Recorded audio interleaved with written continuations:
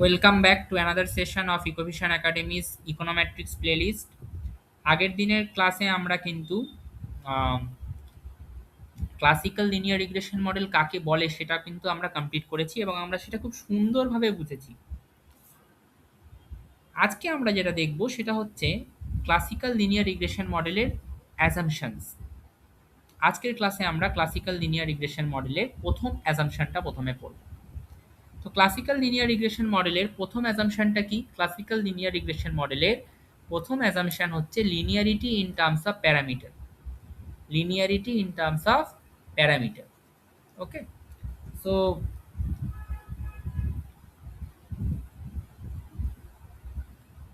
Linearity in terms of parameter ব্যাপারটা কিরকম?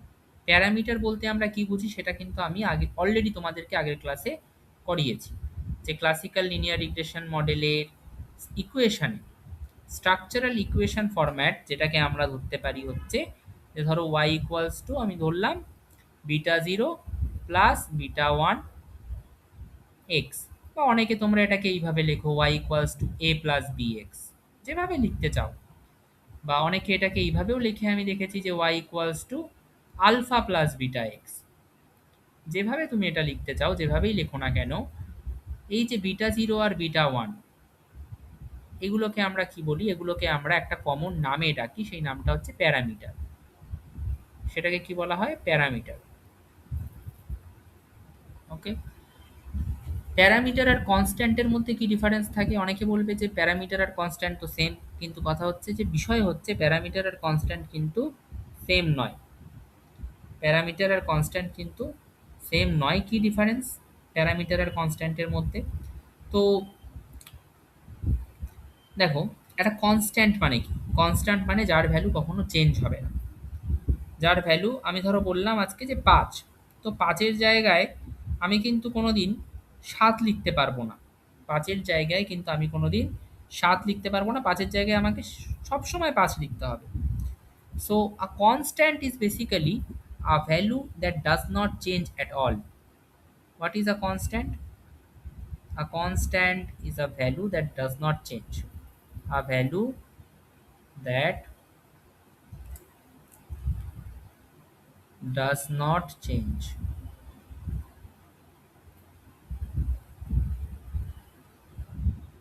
চেঞ্জটাকে আমি ডেল্টা দিয়ে লিখলাম, অ্যাট অল। আর এবার যদি আমি বলি যে প্যারামিটারটা তাহলে কি? What is a parameter? So parameter is a fixed value but within a given model. It can change from one model to another. Parameter can change from one model to another. It is a fixed value, but it is fixed only in a model. Only in a model. But can change from one situation to another. Ba one model to another model. One model to another. আমি এটা explain করছি, তাহলে তোমরা এটা আরো better বুঝতে পারবে যে প্যারামিটার আর কনস্ট্যান্টের মধ্যে ডিফারেন্সটা কোথায় মেইনলি। সো দেখো, আমি আজকে লিখলাম যে y equals to beta zero plus beta one x. এবার আমি এই বিটা জিরো আর বিটা ওয়ানের ভ্যালু এস্টিমেট করলাম, ক্যালকুলেট করলাম ডেটার সাহায্যে, এক্স আর ওয়াই ডেটা পয়েন্টের সাহায্যে আমি এই বিটা জিরো আর বিটা ওয়ানের ভ্যালু ক্যালকুলেট করলাম। কিভাবে করতে হয় সেটা আমাদের অলরেডি প্লেলিস্টের আগের ভিডিওগুলোতে দেখানো আছে। তো হয়তো বিটা জিরোর ভ্যালু বেরোলো 3 আর বিটা ওয়ানের ভ্যালু বেরোলো 0.7 এক্স। এইবার কথা হচ্ছে যে এই এক্স আর ওয়াইটা, ধরো ওয়াইটা হচ্ছে স্টাডি আওয়ার্স, না স্টাডি আওয়ার্স না, ওয়াইটা হচ্ছে স্কোর। ওয়াইটা হচ্ছে স্কোর আর এক্সটা হচ্ছে স্টাডি আওয়ার্স। ঠিক আছে, তো এবার আমার কাছে স্কোর আর স্টাডি আওয়ার্সের ডেটা ছিল। আমার কাছে 20টা স্টুডেন্টের স্কোর আর স্টাডি আওয়ার্সের ডেটা ছিল। 20টা স্টুডেন্টের আমার কাছে স্টাডি আওয়ার্স ছিল, স্কোর ছিল। সেই ডেটাটা কাজে লাগিয়ে আমি বিটা জিরো আর বিটা ওয়ান ক্যালকুলেট করেছি এবং ইকুয়েশনটা এটা পেয়েছি। এবার কথা হচ্ছে যে ধরো আমার কাছে আরও একটা ডেটা এসছে এবার, এবং এইবারের ডেটাটা আমার কাছে স্কোর আর স্টাডি আওয়ার্সের ডেটা নয়। এইবারের ডেটাটা আমার কাছে স্কোর আর স্টাডি আওয়ার্সের ডেটা নয়। Suppose it is a different type of data. The data is basically marks বা স্টাডি আওয়ার্সের সাথে কানেক্টেড না, ডিম্যান্ড আর প্রাইসের সাথে কানেক্টেড।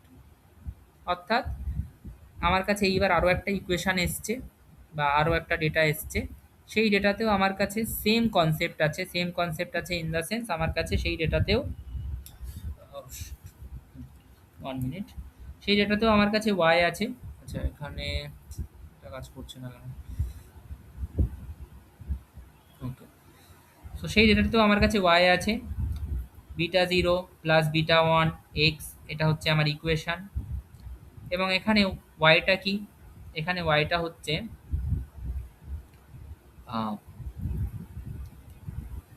কোয়ান্টিটি ডিম্যান্ড, কত কোয়ান্টিটি একজন ডিম্যান্ড করছে। আর এক্সটা হচ্ছে প্রাইস, প্রোডাক্টটার প্রাইস কত। এবং এই ডেটা পয়েন্ট দুটোকে কাজে লাগিয়ে বা এই দুটো ভ্যারিয়েবলের ডেটা পয়েন্টগুলোকে কাজে লাগিয়ে, ধরো আমার কাছে এরকম 30টা ডেটা পয়েন্ট আছে এবং সেই 30টা ডেটা পয়েন্টকে আমি কাজে লাগিয়ে আমি যখনই এই β0 আর β1 ক্যালকুলেট করলাম, β0-র ভ্যালু হয়তো আসলো 6 আর β1-এর ভ্যালু হয়তো আসলো 0.9। এবার কথা হচ্ছে প্রত্যেকটা মডেলে β0 আর β1 কি সেম? না। আগের মডেলটায় যখন স্কোর আর স্টাডি আওয়ার্স এর উপরে আমি রিগ্রেশনটা চালিয়ে β0 আর β1-এর ভ্যালু বের করলাম, β0 আসলো 3 আর β1 আসলো 0.7।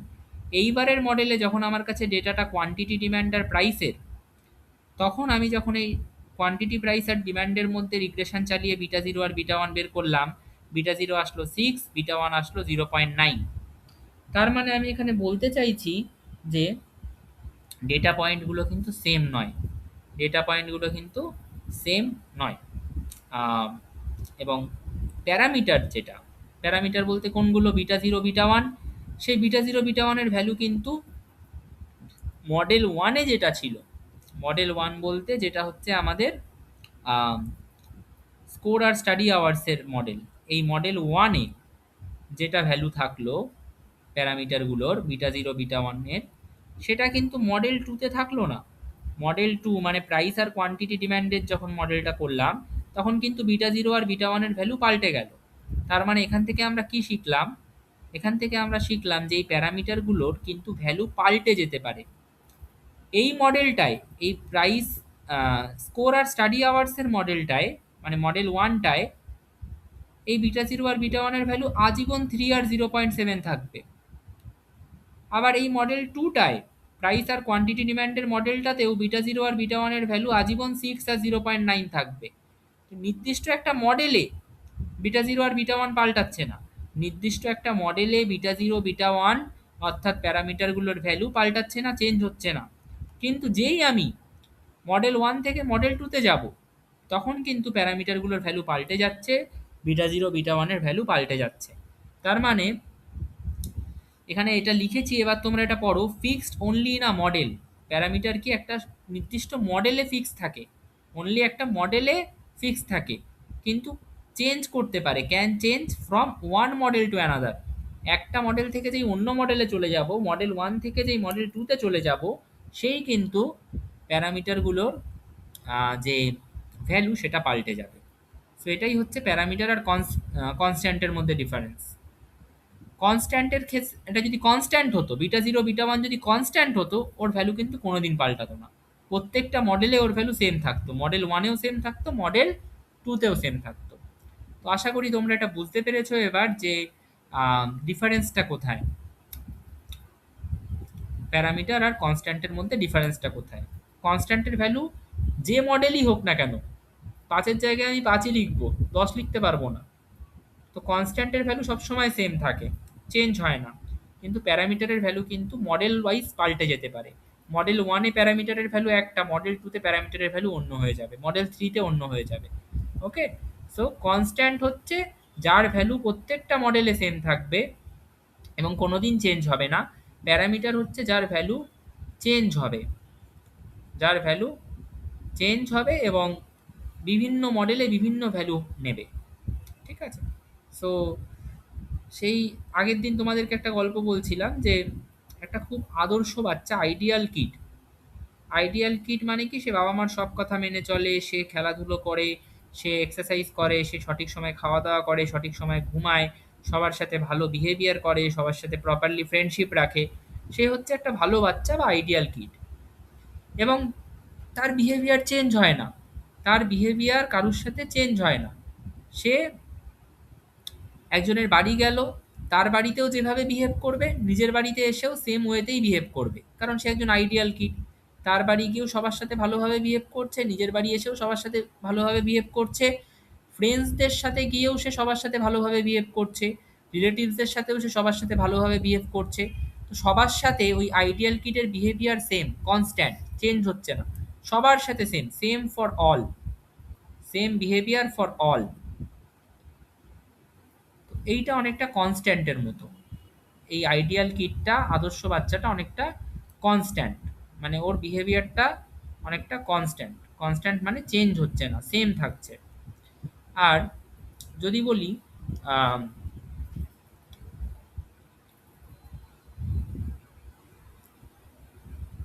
হচ্ছে আম, ধরো নটি কিড, দুষ্টু বাচ্চা, সে বন্ধুদের সাথে একরকম বিহেভ করছে, ঠিক আছে, সে যখন বন্ধুদের সাথে থাকছে সে তার বিহেভিয়ারটা অন্যরকম।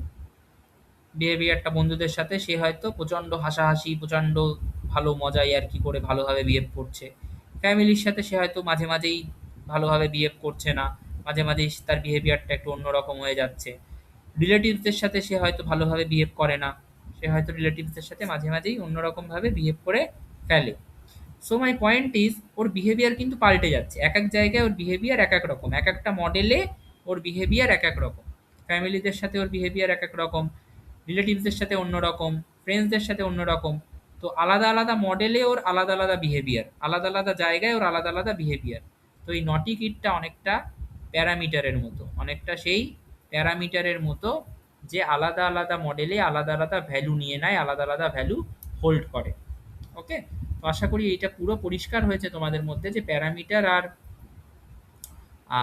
কনস্ট্যান্টের মধ্যে ডিফারেন্সটা কোথায়। তো এটা নিয়ে তোমাদের আশা করি আর ডাউট থাকবে না। তোমরা কেউ যদি তোমাদের কাছেও জানতে চায় যে প্যারামিটার আর কনস্ট্যান্টের মধ্যে ডিফারেন্স কোথায়, তোমরা বলতে পারবে। এবং এই কনফিডেন্সটা কিন্তু খুব ইম্পর্টেন্ট, যে কেউ যদি তোমাদের কাছে জানতে চায় যে এই জিনিসটা আমাকে বোঝাও, তোমার মধ্যে যেন সেই কনফিডেন্সটা থাকে যে আমি এটা বোঝাতে পারবো, বা আমি এটা বুঝেছি, আমি এটা যেই কাউকে বুঝিয়ে দিতে পারি। ওকে, তো এটা গেল প্যারামিটার আর কনস্ট্যান্টের মধ্যে ডিফারেন্স। এবার এই প্রসঙ্গটা আসলো কোথা থেকে? এই প্রসঙ্গটা আসলো হচ্ছে সিএলআরএম এর অ্যাজাম্পশন করার সময়। সিএলআরএম এর অ্যাজাম্পশন করার সময়, অর্থাৎ সিএলআরএম এর কিছু অ্যাজাম্পশনস আছে, অলরেডি আমরা আগের ক্লাসে ডিসকাস করেছি যে কোনো মডেল যদি এই প্রত্যেকটা অ্যাজাম্পশন মেনে চলতে পারে তবেই সেই মডেলকে ক্লাসিক্যাল লিনিয়ার রিগ্রেশন মডেল বলা হয়। আর কোনো মডেল যদি এই প্রত্যেকটা অ্যাজাম্পশন মেনে চলতে না পারে, সেই মডেলকে ক্লাসিক্যাল লিনিয়ার রিগ্রেশন মডেল বলা হবে না। আগের ভিডিওসগুলো যদি দেখতে হয় ইকোনোমেট্রিক্সের, তোমরা প্লেলিস্টটাকে রেফার করতে পারো, যেটা ডিসক্রিপশন বক্সে পেয়ে যাবে। প্লেলিস্টে সব কিছু সুন্দর করে সাজানো আছে, পরপর প্রত্যেকটা ভিডিও দেখলে তোমাদের ইকোনোমেট্রিক্সে আর কোনোদিন কোনো রকম সমস্যা কিন্তু কখনোই হবে না। আচ্ছা, এবার বলি প্রথম linearity in terms of parameter. এটা হচ্ছে প্রথম অ্যাজাম্পশন সিএলআরএম এর। তো ধরো লিনিয়ার মানে কি? লিনিয়ার মানে হচ্ছে যে একদম পাতি বাংলা ভাষায় লিনিয়ার মানে হচ্ছে যে পাওয়ার ওয়ান থাকবে। পাওয়ার যদি ওয়ান থাকে তবে সেটাকে বলা হয় লিনিয়ার। ওকে, অ্যান্ড ধরো আমি একটা ইকুয়েশন লিখলাম, y ইকুয়ালস টু 3 + 5x। এখানে y এর পাওয়ার কত? y এর পাওয়ার 1, কিছু নেই মানে 1। x এর পাওয়ার কত? x এর পাওয়ারেও কিছু নেই মানে 1 হলো। আচ্ছা, তো এই ইকুয়েশনটাকে আমি বলতে পারি লিনিয়ার, লিনিয়ার ইকুয়েশন। এবার তোমাদের কোয়েশ্চেন হবে যে এটাকে আমরা কেন লিনিয়ার বলছি? যদিও আমি এটা আগে অলরেডি এক্সপ্লেন করেছি একটা ক্লাসে, তোমরা প্লেলিস্টে পেয়ে যাবে, প্রবাবলি সেকেন্ড থার্ড ভিডিওতেই এটা এক্সপ্লেন করা আছে, তাও আমি বোঝাচ্ছি। ধরো এই ইকুয়েশনটাকে আমি প্লট করছি, এই ইকুয়েশনটাকে আমি প্লট করতে চাইছি। তো এই ইকুয়েশনটাকে যখন আমি প্লট করতে চাইছি, আমার কিসের কিসের ভ্যালু লাগবে? এক্স এর আর ওয়াই। এক্সটা ডিপেন্ডেন্ট, ইন্ডিপেন্ডেন্ট ভ্যারিয়েবল, ওয়াইটা ডিপেন্ডেন্ট। এক্স এর জায়গায় ধরো আমি নিলাম 1, তাহলে y এর ভ্যালু কত হবে? x এর জায়গায় 1 বসাও। এই 1টা কিন্তু পাওয়ার বলতে চাইছি আমি, y এর পাওয়ারও 1, x এর পাওয়ারও 1, এবং যখনই দুটো ভ্যারিয়েবলের পাওয়ার 1 থাকে সেটাকে বলা হয় linear in terms of variable. আমরা ভ্যারিয়েবল কনসিডার করছি এখনো, প্যারামিটারটার গল্পে যাইনি। এই 3 আর 5টা তো এখানে প্যারামিটার, সেটার গল্পে আমি এখনো যাইনি। তো আমি এখন জাস্ট বলতে চাইছি যে এক্স আর ওয়াই দুটোরই পাওয়ার যদি 1 থাকে সেটাকে বলা হয় linear in terms of variable. এবার জাস্ট তোমাদেরকে আমি আইডিয়া দেওয়ার চেষ্টা করছি যে লিনিয়ার মানেটা কি। তো সেই কারণে আমি এটাকে একটা গ্রাফে রিপ্রেজেন্ট করতে চাইছি। So this is linear in terms of variable.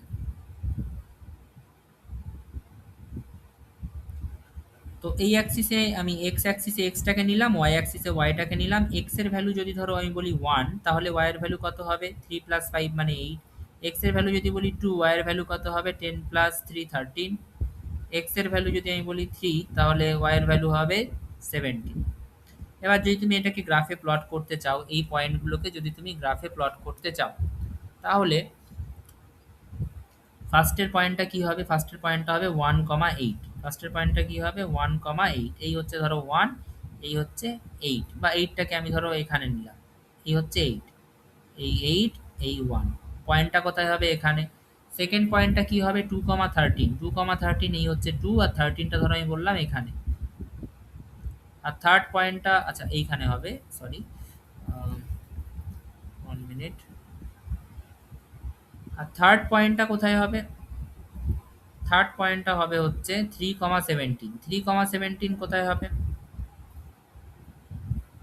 এই হচ্ছে ধরো 3, আর 17টা আরো উপরে। 17টা ধরো এখানে আমি ধরলাম, এই হচ্ছে 3,17। এবার তুমি যদি এই পয়েন্টগুলোকে কানেক্ট করো, দেখবে একটা স্ট্রেট লাইন পাবে, একটা স্ট্রেট লাইন পাবে। যখনই তুমি এই পয়েন্টগুলোকে কানেক্ট করে একটা স্ট্রেট লাইন পেলে, এই পয়েন্টগুলো আসলো কোথা থেকে? এক্স আর ওয়াই এর পয়েন্ট থেকে আসলো, রাইট? এই পয়েন্টগুলোকে কানেক্ট করে যখনই তুমি একটা স্ট্রেট লাইন পেলে, তার মানে তুমি বলতে পারবে যে ইট ইজ লিনিয়ার। এই স্ট্রেট লাইনটা কোন ইকুয়েশন থেকে এসছে? এই y equals two 3 plus 5x equation থেকে এসছে। এই স্ট্রেট লাইনটা কোন ইকুয়েশনের লাইন? এই y equals two 3 plus 5x ইকুয়েশনের লাইন। তো এই ইকুয়েশনটাকে আমরা কি বলতে পারি? Linear in terms of variable. In terms of variable.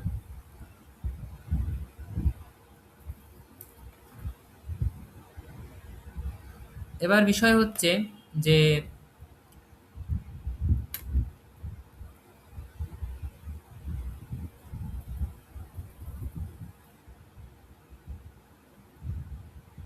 যদি এই ইকুয়েশনটা এরকম না থেকে y equals two 3 plus 5x square থাকতো, তখন কিন্তু x এর পাওয়ার আর 1 নেই। y এর পাওয়ার 1 আছে কিন্তু x এর পাওয়ার 1 নেই। তখন কিন্তু এই ইকুয়েশনটাকে আমি আর linear in terms of parameter বলতে পারতাম না, এই linear in terms of variable বলতে পারতাম না। ঠিক আছে? তখন কিন্তু এটা আর linear in terms of variable থাকতো না। এবার যেটা বিষয় সেটা হচ্ছে একটা রিগ্রেশন মডেল এর ইকুয়েশনটা লিনিয়ার। প্রথম অ্যাসাম্পশনটা কি? লিনিয়ার হতে হবে। লিনিয়ার কিসের রেসপেক্টে হতে হবে? Linear in terms of parameter হতে হবে।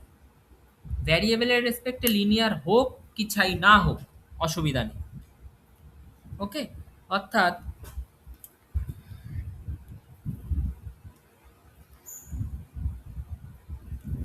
ধরো এই ইকুয়েশনটা লিখলাম, y ইকুয়ালস টু 3 আর 5 না লিখে এবার আমি না বিটা 0 বিটা 1 দিয়ে লিখছি। y equals to beta 0 plus beta 1 x. এই ইকুয়েশনটা দেখো, এক্স এর পাওয়ারও 1, ওয়াই এর পাওয়ারও 1, তাহলে এই ইকুয়েশনটা কিন্তু লিনিয়ার কিসের টার্মসে? In terms of variable. In terms of variable. In terms of variable. আচ্ছা, এবার ধরো আমি আরেকটা ইকুয়েশন লিখলাম, y equals to beta 0 plus, এবং এই ইকুয়েশনটা সরি এই ফার্স্টের ইকুয়েশনটাই আরেকবার লিখছি, linear in terms of variable. এবং আমার আরও একটা প্রশ্ন তোমাদের উদ্দেশ্যে, যে বিটা 0 আর বিটা 1টা আমরা এখানে দেখতে পাচ্ছি, সেই বিটা 0 আর বিটা 1টা কি কোনোভাবে বিটা 0 বা বিটা 1-এর কি কোনো পাওয়ার আছে? তার উত্তর হচ্ছে হ্যাঁ আছে, কিন্তু পাওয়ারটা কত? পাওয়ারটা কিন্তু 1। তো পাওয়ারটা কিন্তু 2 বা 3 বা 4 নয়, একের বেশি নয়। তো এই ইকুয়েশনটাকে কিন্তু আমি linear in terms of variable বলছি ঠিকই, এবং এটাকে আমি লিনিয়ার ইন টার্মস অফ প্যারামিটারও বলতে পারি। কেন? কারণ প্যারামিটারগুলোরও কিন্তু পাওয়ার 1।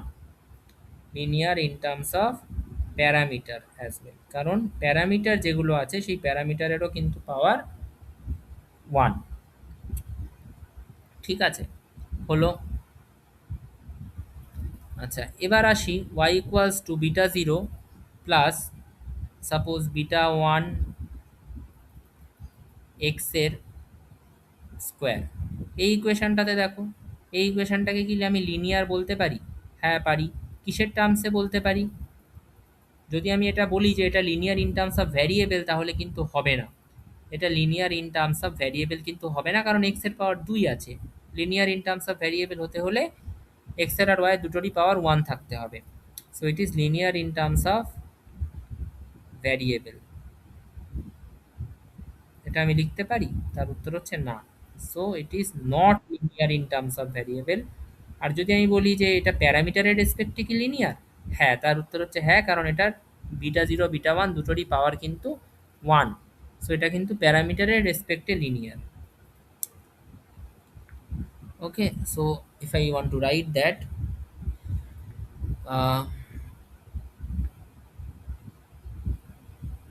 লিনিয়ার, আচ্ছা সরি, লেখার জায়গাটা, just a minute. So linear, this is linear in terms of parameter. এবার কথা হচ্ছে যে এই ফার্স্ট অ্যাজাম্পশন যেটা, সেটা হচ্ছে linearity in terms of parameter. অর্থাৎ একটা ইকুয়েশন ভ্যারিয়েবলের টার্মসে লিনিয়ার হোক চাই নন লিনিয়ার হোক, দুটোই হবে, হলোই হলো, অসুবিধা নেই। কিন্তু প্যারামিটারের রেসপেক্টে একটা ইকুয়েশনকে লিনিয়ারই হতে হবে। একটা ইকুয়েশনকে প্যারামিটারের রেসপেক্টে লিনিয়ারই হতে হবে। তো দেখো এখানে এই যে প্রথম ইকুয়েশনটা, এটা কি আমাদের সিএলআরএম এর প্রথম যে অ্যাজাম্পশন, মানে লিনিয়ারিটি ইন টার্মস অফ প্যারামিটারের যে অ্যাজাম্পশন, সেই সিএলআরএম এর প্রথম অ্যাজাম্পশনটা কি এটা মেনে চলতে পারছে? হ্যাঁ পারছে। কেন? কারণ এটার linearity in terms of parameter আছে। ভ্যারিয়েবলের টার্মসে এটা হয়তো লিনিয়ার নয়, কিন্তু প্যারামিটারের টার্মসে এটা লিনিয়ার। তো এই ইকুয়েশনটা, যে ইকুয়েশনটাকে আমি সাপোজ ধরো ইকুয়েশন ওয়ান নাম দিলাম, equation one, just a minute, equation one, এই ইকুয়েশনটা কিন্তু আমার প্রথম অ্যাজাম্পশনটা মেনে চলছে। সিএলআরএম এর প্রথম অ্যাজাম্পশন মানে linearity in terms of parameter, সেটা মেনে চলছে, হলো। আচ্ছা, সেকেন্ড অ্যাজাম্পশন যেটা সিএলআরএম এর, সেটা হচ্ছে সেকেন্ড অ্যাজাম্পশন না, সরি, আর একটা সেকেন্ড ইকুয়েশন আছে। তোমরা এই ইকুয়েশনটা দেখে বলার চেষ্টা করো যে এটা কি আমাদের লিনিয়ারিটি ইন টার্মস অফ প্যারামিটারের অ্যাজাম্পশন মেনে চলছে। তার উত্তর হচ্ছে না। কেন? কারণ এখানে বিটা জিরোর পাওয়ার 1 থাকলেও বিটা ওয়ানের পাওয়ার কিন্তু 2। তার মানে এই ইকুয়েশনটা কিন্তু আমার লিনিয়ারিটি ইন টার্মস অফ প্যারামিটারের অ্যাজাম্পশনটা মেনে চলছে না। তাহলে এই আমার লিনিয়ারিটি ইন টার্মস অফ প্যারামিটারের যে প্রথম অ্যাজাম্পশন, সেটা কিন্তু এই ইকুয়েশনটা, অর্থাৎ ইকুয়েশন টু, এটা কিন্তু ভায়োলেট করলো। ওকে, কারণ প্যারামিটারটা স্কোয়ার্ড আছে। ওকে, সো কোএফিসিয়েন্টগুলো কিন্তু আমাদের, কোএফিসিয়েন্ট ইন দ্য সেন্স এই বিটা জিরো বিটা ওয়ান, যেগুলোকে আমরা প্যারামিটারও বলছি, এই প্যারামিটারগুলো কিন্তু আমাদের সিম্পল থাকতে হবে, এগুলোতে কিন্তু কোনো পাওয়ার থাকলে হবে না। সেটাই দেখো এখানে লেখা আছে যে coefficients must be simple, coefficients must be very much simple. এটার পাওয়ার কিন্তু 1 থাকবে, তবেই এগুলোকে আমরা linear in terms of parameter বলতে পারবো। এবং এর কারণটা কি? এই অ্যাজাম্পশনটা আমি এমনি এমনি তো মেনে চলছি না, প্রত্যেকটা বিষয়ের একটা কারণ থাকে। এর কারণ হচ্ছে এই সিএলআরএম এর যে প্যারামিটারগুলো বিটা জিরো বিটা ওয়ান, এগুলোকে এস্টিমেট করা হয়, ক্যালকুলেট করা হয়, ক্যালকুলেট করে ভ্যালু বের করা হয়। যেরকম আমি এই 3 আর 5 দেখো, যেটা প্রথমে লিখেছিলাম, এই 3 আর 5ও কিন্তু এমনি এমনি আসবে না। এটা যদি আমাকে আনতে হয়, আমাকে এটা ক্যালকুলেট করেই আনতে হবে। তো আম, কথা হচ্ছে যে এই 3 আর 5 তো আমাকে ক্যালকুলেট করে আনতে হবে। তা আমি কোথায় পাবো? সেই ক্যালকুলেশনটা কি প্রসেসে হবে? সেই ক্যালকুলেশনটা অর্ডিনারি লিস্ট স্কোয়ার বলে একটা প্রসেস আছে, যেই প্রসেসে হবে। এবং এই অর্ডিনারি লিস্ট স্কোয়ার প্রসেসটা অ্যাপ্লাই করা যাবে না, ঠিকঠাকভাবে কাজ করবে না, যদি আমাদের এই প্রথম অ্যাজাম্পশনটা হোল্ড না হয়। অর্থাৎ মডেলটা যদি linear in terms of parameter না হয়, তাহলে এই অর্ডিনারি লিস্ট স্কোয়ারের যে প্রসেসটা সেটা প্রপারলি কাজ করবে না। ওকে, so this is the first assumption of classical linear regression model, that is the parameters are linear, linearity in terms of parameter. ওকে, আজকের জন্য এইটুকুই। আমরা নেক্সট ক্লাসে সিএলআরএম এর সেকেন্ড অ্যাসাম্পশনটা পড়ব।